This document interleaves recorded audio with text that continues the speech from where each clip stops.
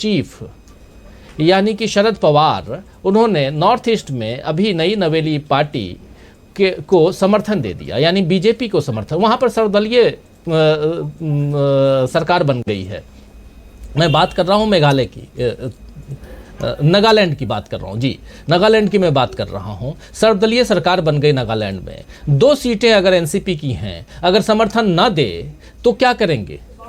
7 सीटें हैं, 7 सीटें, 2 नहीं 7 सीटें हैं। और ये 7 सीटें अगर समर्थन सर्वदलीय सरकार को ना दें तो ये सातों के सातों, पिछली दफा जैसे कांग्रेस के 21 विधायक चले गए थे छोड़ करके, वैसे अगर चले गए तो फिर क्या होगा?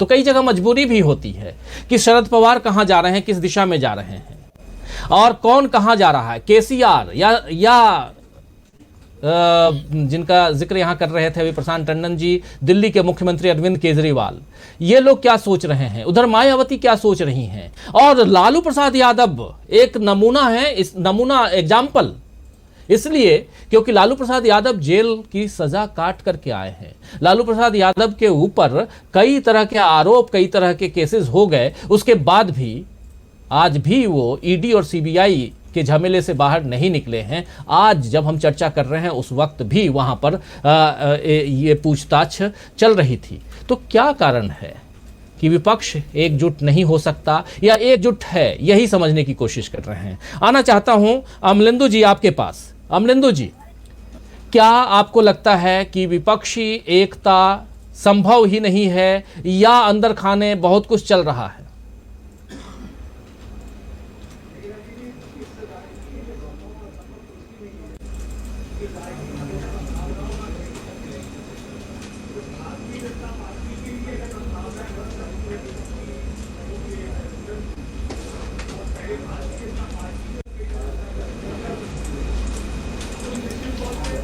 बन सकता है, इसमें कोई जो है वो कोई दुविधा वाली स्थिति नहीं है और कोई इफ एंड बट की स्थिति नहीं है।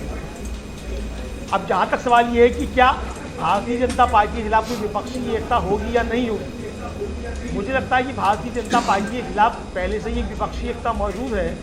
वो चाहे एक धड़े में हो या 2 धड़े में मौजूद हो, और वो भारतीय जनता पार्टी की जिस तरह की कारस्तानियाँ बढ़ रही हैं और जैसे जैसे चुनाव नज़दीक आता जा रहा है और भारतीय जनता पार्टी अपने मुखबिरों के ऊपर भी कार्रवाई कर रही है, तो अब जो भारतीय जनता पार्टी के मुखबिर हैं वो भी अब भारतीय जनता पार्टी के साथ रहने वाले नहीं है 2024 के चुनाव में। जो लोग पिछले दरवाजे से भारतीय जनता पार्टी के लिए बिल पास करवाया करते थे सदन के अंदर बैठ कर के, और पिछले दरवाजे से भारतीय जनता पार्टी को मदद किया करते थे, अब अगर उनकी भी ईडी और सीबीआई गिरफ्तारियाँ करेगी तो जाहिर सी बात है कि उनको भी संदेश देने की कोशिश की जा रही है कि 2024 में अगर भारतीय जनता पार्टी लौट के आती है तो जो भारतीय जनता पार्टी के प्रच्छन्न सहयोगी थे उनकी भी कोई जगह बचेगी नहीं। तो आशिया बस कहिए, भारतीय जनता पार्टी स्वयं जो वो तैयार कर रही है भूमिका कि जितने भी विपक्षी दल हैं वो सब किसी भी तरीके से एक मंच पे आएँ। मुझे लगता है कि भारतीय जनता पार्टी स्वयं तैयार कर रही है, तो इसके लिए किसी दूसरे को कुछ करने की आवश्यकता है ही नहीं।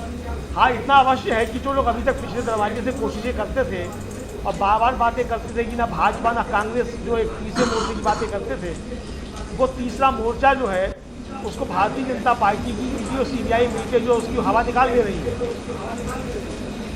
तो वो चाहे अखिलेश यादव हो, चाहे केसीआर हो, चाहे अरविंद केजरीवाल हो, इस तरीके के लोग जो बातें करते थे कि तीसरा मोर्चा बनेगा और हम भारतीय जनता पार्टी से भी उतनी दूरी रखेंगे जितनी कांग्रेस से दूरी रखेंगे, तो अब ये दूरियों की स्थितियां नहीं अब रह जाएंगी। तो कुल मिला के जो आने वाली दिन है उसमें परिस्थितियां यही बनेंगी कि भारतीय जनता पार्टी के खिलाफ सारा विपक्ष एक होगा, और वो चाहे रणनीतिक साझेदारियाँ हो, चाहे गठबंधन हो, मतलब किसी भी तरीके से हो। गठबंधन ये भी हो सकता है कि बहुत सी जगह जो है वो मिलकर के चुनाव लड़े जाएँ, बहुत सी मिलकर के चुनाव ना लड़े जाएँ, एक समझदारी के साथ चुनाव लड़े जाएँ, इस तरह की चीज़ें हों।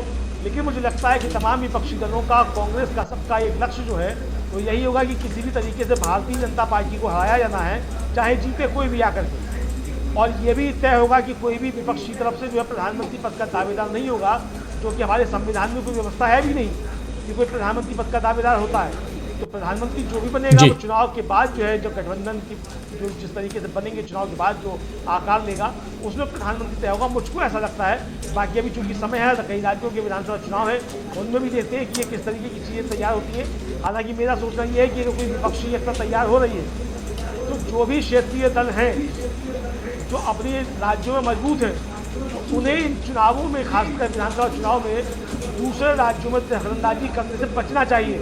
अगर वो चाहते हैं कि 2024 में कोई एक अच्छा भारतीय जनता पार्टी के खिलाफ मोर्चा तैयार हो, जिस तरीके से राजस्थान और मध्य प्रदेश खासतौर से जहाँ चुनाव होने हैं आने वाले समय में, वहाँ का बहुजन समाज पार्टी और समाजवादी पार्टी का चुनाव लड़ने के लिए जाते हैं, तो निश्चित तौर पर भारतीय जनता पार्टी की मदद करेंगे। तो अगर आप विधानसभा चुनाव में भी भारतीय जनता पार्टी की किसी तरीके से मदद करते हैं तो 2024 में ये भारतीय जनता पार्टी की मदद होगी। इसलिए तमाम जो विपक्षी दल हैं उनको इस रणनीति में सोचना होगा कि जिस भी राज्य में जो प्रमुख विपक्षी दल है उसको एक तरीके से वॉकओवर किया जाए। मुझे ऐसा लगता है कि रणनीति होनी चाहिए, इस पर काम किया जाना चाहिए। बाकी सब विपक्षी दलों की अपनी मजबूरियाँ हैं, अपनी रणनीति है, वो किस तरीके से काम करते हैं। जी जी, बिल्कुल बिल्कुल। विपक्षी दल और यहाँ थोड़ा सा और अंदर जाने की कोशिश करते हैं और आना चाहता हूँ प्रोफेसर अखिल स्वामी जी आपके पास। क्या जो बातें विपक्षी एकता को लेकर के कही जा रही हैं, एक नैरेटिव ये सेट किया जा रहा है कि विपक्ष एकजुट है ही नहीं और ऐसे में वॉकओवर है अगला चुनाव बीजेपी के लिए, इसको किस रूप में आप देखते हैं? यहीं से शुरुआत और यही सवाल लेकर के आया भी था शुरू में प्रशांत टंडन जी के पास, जिसका बहुत शानदार ढंग से उन्होंने भी अपनी बात विश्लेषण किया था उन्होंने।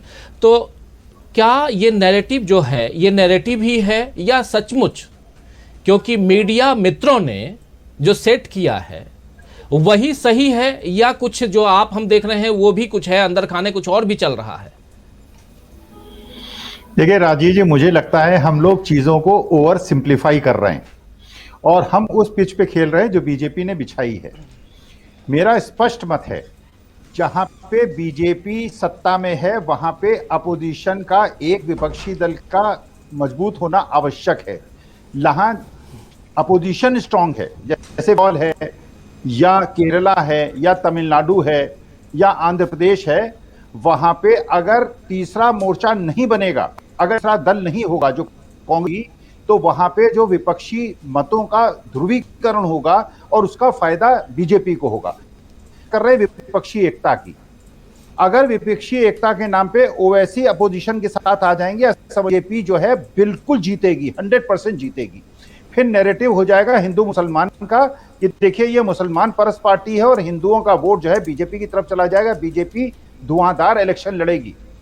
मुझे ये स्पष्ट लगता है, ये जो राहुल ने एक बहुत बारी आप उनके को देखें, उन्होंने कहा है स्ट्रेटेजिक अलायंस हो रहा है, स्ट्रेटेजिक।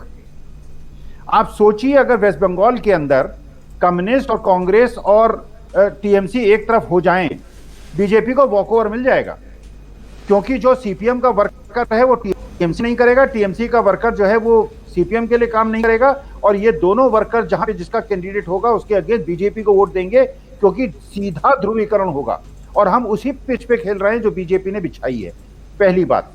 दूसरी बात, ये जो लड़ाई है ये बहुत विकट है राजीव जी, बहुत विकट लड़ाई है। जो राहुल गांधी जाके विदेश में कहा है, वो उपराष्ट्रपति ने, उपसभापति ने दिया। उपराष्ट्रपति ने, अगर ये वो वकील हैं और वो ये जानते हैं कि राहुल गांधी ने अगर बाहर कुछ कहा है तो वो वकील हैं, कोई जज नहीं है। उन्होंने राहुल गांधी को बिना मौका दिए हुए, बिना स्पष्टीकरण मांगे हुए, बिना उसका विश्लेषण करे हुए उनको दोषी सिद्ध कर दिया। उन्होंने जनता को यह भी आह्वान कर दिया कि जनता उनके खिलाफ उनको न्यूट्रलाइज करे और उनके समर्थकों को न्यूट्रलाइज करे, मतलब वो देश को गृह युद्ध की तरफ ले जाना चाह रहे हैं। और अगर इस तरह का स्टेटमेंट आज उपराष्ट्रपति देश का देता है, पूरे विदेश में यह मैसेज जाएगा कि जो राहुल गांधी कह रहे हैं, हमारे यहाँ जो सारे के सारे इंस्टीट्यूशन हैं उनको आपने कब्जे में कर लिया है।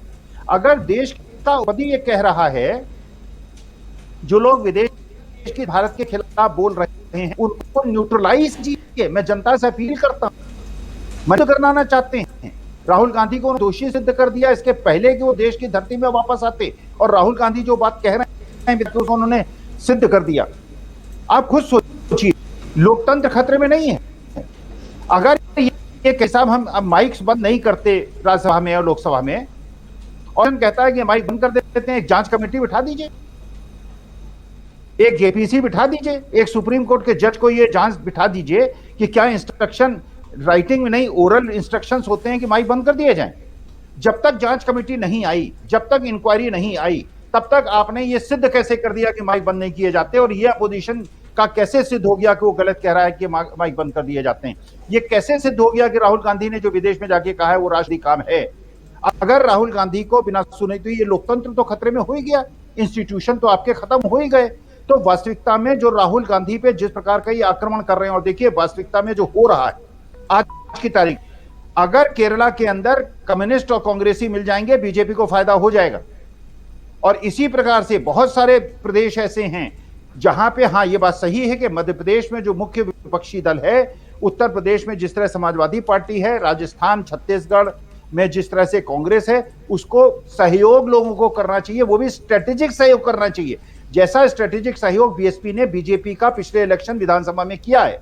आप उनके कैंडिडेट्स का रिव्यू कर लीजिए। हर जगह जहां मुसलमान कैंडिडेट सपा का था, बीएसपी ने मुसलमान कैंडिडेट खड़ा करके 10-12 काट के सपा को हराने का जुगाड़ किया था, और स्पष्ट कहा था कि हमारा मुख्य लक्ष्य है सपा को हरा। ये स्ट्रेटेजिक आपको अलायंस करना पड़ेगा। जो वोट बैंक है बीजेपी का, उस वो ये स्ट्रेटेजिक अलायंस आपको करना पड़ेगा कि एक थर्ड फ्रंट बने, जो थर्ड फ्रंट उन कैंडिडेट्स को खड़ा करे जो कि बीजेपी का वोट आधार है। तब ये स्ट्रेटेजिक अलायंस होगा और स्ट्रेटेजिक विजय होगी। ये हम जो ओवर सिंप्लीफिकेशन करके उनकी पिच पे खेल रहे हैं, और बीजेपी बाद में प्रूव हो जाएगा एकता नहीं हुई, वेस्ट बंगाल केरला में एकता नहीं हुई, इसलिए मोदी जी का रास्ता साफ है और हम उनका रास्ता साफ कर रहे हैं। वास्तविकता इससे बिल्कुल राजीव जी अलग है। जी जी बिछ गई सियासी विसार, खेला जा रहा है सियासी खेल, जारी है वार पलटवार, शह और मात के खेल में बनाई जा रही है रणनीति। कौन पड़ेगा किस पर भारी, ये कभी भी सिर्फ hastachep.com पर अमलेंदु उपाध्याय के साथ।